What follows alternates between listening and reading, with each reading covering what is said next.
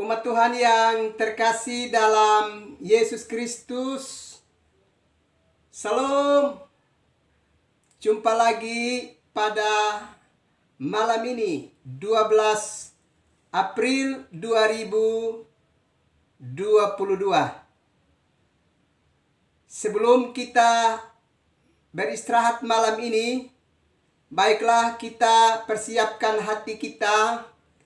Kita boleh ada di hadirat Tuhan untuk menyatakan syukur kita kepada Tuhan dan mendengarkan kebenaran firman-Nya.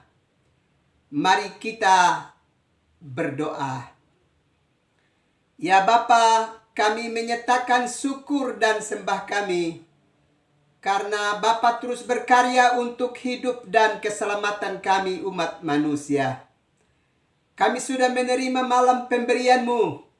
Sesaat lagi kami akan beristirahat. Karena itu kami mau menyatakan syukur kepada Tuhan dan mendengarkan kebenaran firman-Mu. Datanglah dan memberkati kami sekalian. Demi Yesus Kristus yang adalah firman yang hidup itu. Padamu kami berdoa mengucap syukur dan mendengarkan kebenaran firman-Mu. Amin. Umat Tuhan yang terkasih dalam Yesus Kristus, kita akan mendengarkan kebenaran firman Allah dalam kitab Yeremia pasalnya yang ke-26. Dan saya akan membacakan ayat yang pertama sampai dengan ayatnya yang ke-6. Dan nanti Bapak Ibu bisa dapat membacakan ayat-ayat selanjutnya. Yeremia mau dibunuh karena menubuatkan kemusnahan bait suci. Nabi Uria dihukum mati. Pada permulaan pemerintahan Yoyakim, anak Yosia, Raja Yehuda, datanglah firman ini dari Tuhan, bunyinya. Beginilah firman Tuhan. Berdirilah di pelataran rumah Tuhan dan katakanlah kepada penduduk segala kota Yehuda yang datang untuk sujud di rumah Tuhan. Segala firman yang kuperintahkan untuk kau katakan kepada mereka. Janganlah kau kurangi sepatah kata pun. Mungkin mereka mau mendengarkan dan masing-masing mau berbalik dari tingkah lakunya yang jahat. Sehingga aku menyesal akan malapetaka yang kurancangkan itu terhadap mereka oleh karena perbuatan mereka yang jahat. Jadi katakanlah kepada mereka, beginilah firman Tuhan. Jika kamu tidak mau mendengarkan aku, tidak mau mengikuti Tauratku yang telah kubentangkan di hadapanmu, dan tidak mau mendengarkan perkataan hamba-hambaku para nabi, yang terus-menerus kuutus kepadamu, tetapi kamu tidak mau mendengarkan, maka aku akan membuat rumah ini sama seperti Silo, dan kota ini menjadi kutuk bagi segala bangsa di bumi. Bapak Ibu, saudara-saudara yang terkasih di dalam Yesus Kristus. Malam ini kita punya kesempatan untuk merenungkan lagi kebenaran firman Allah. Kita sudah melewati minggu sengsara dan kita akan siap untuk merayakan Jumat Agung dan Paskah di dalam kehidupan kita sebagai umat percaya. Kalau kita perhatikan bagian kitab suci ini, maka beberapa hal perlu kita perhatikan dengan baik. Pertama, bahwa dalam segala pemberitaan yang kita sampaikan, atau juga perkataan-perkataan yang kita ucapkan kepada sesama kita, bisa saja akan terjadi ada yang salah menafsirkan perkataan-perkataan kita dan kemudian merencangkan sesuatu yang jahat atas kehidupan kita. Karena itu memang kita mesti berwaspada di tengah-tengah dunia yang sudah dihidupi dengan setiap orang yang memiliki perilaku yang berbeda di dalam kehidupan ini. Ada yang bisa dengan senang hati mendengarkan pemberitaan-pemberitaan kita, tapi ada juga yang tidak suka ditegur di dalam kekejian dan kejahatan hidup mereka. Dan mereka bisa berbalik dan merancangkan hal-hal yang jahat atas kehidupan kita.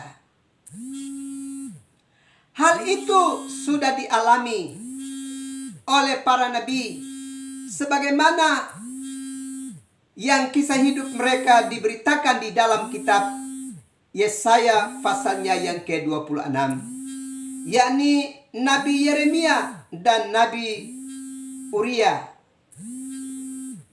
Keduanya Tuhan izinkan untuk mengingatkan kepada kehidupan umat Tuhan di Yehuda bahwa mereka mesti mengalami pertobatan dan tinggalkan kejahatan-kejahatan mereka. Sebab jika tidak mengalami pertobatan, maka Allah akan dapat menghukum negeri mereka dan menghancurkan kota tempat kediaman mereka. Dan ketika Allah mengingatkan para nabi ini untuk mewartakan peringatan itu kepada umat Tuhan, mereka diingatkan supaya mereka mesti memperkatakan apa yang Tuhan perintahkan bagi kehidupan mereka. Mereka tidak boleh mengurangi satu kata pun dari apa yang ditetapkan oleh Allah untuk mereka sampaikan. Dan Bapak Ibu, saudara-saudara yang terkasih dalam Yesus Kristus, dalam kitab Yesaya pasal 26 ini, dari dua orang yang Tuhan izinkan untuk memberitakan peringatan kepada kehidupan umat Tuhan di Yehuda pada waktu itu, Uria harus mengalami kematian di tangan dari Raja Yoyakim. Sementara Yeremia juga siap untuk mendapatkan penghukuman dari Tuhan, oleh karena dia juga telah berdiri dengan kokoh dan dengan tegar menyampaikan apa peringatan Tuhan bagi kehidupan bangsa Yehuda.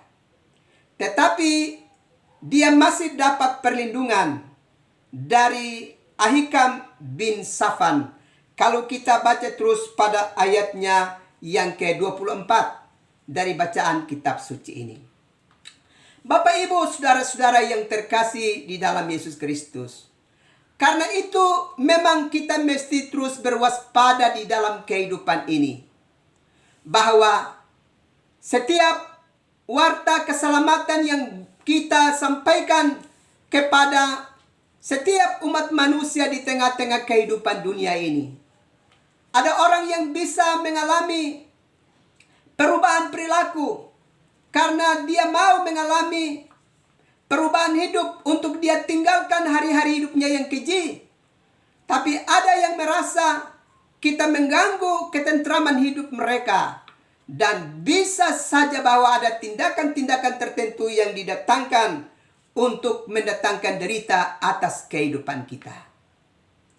Tetapi kebenaran firman Allah ini juga menegaskan bahwa bagi setiap mereka yang tidak mendengarkan kebenaran firman Allah dan sebaliknya melakukan tindakan-tindakan yang keji terhadap setiap pemberitaan dan warta keselamatan dan peringatan-peringatan yang disampaikan kepada setiap umat manusia, orang-orang yang melakukan tindakan-tindakan kejahatan dimaksud, ada bagiannya, ada saat di mana dia akan mendapatkan tindakan Allah di dalam kehidupan mereka.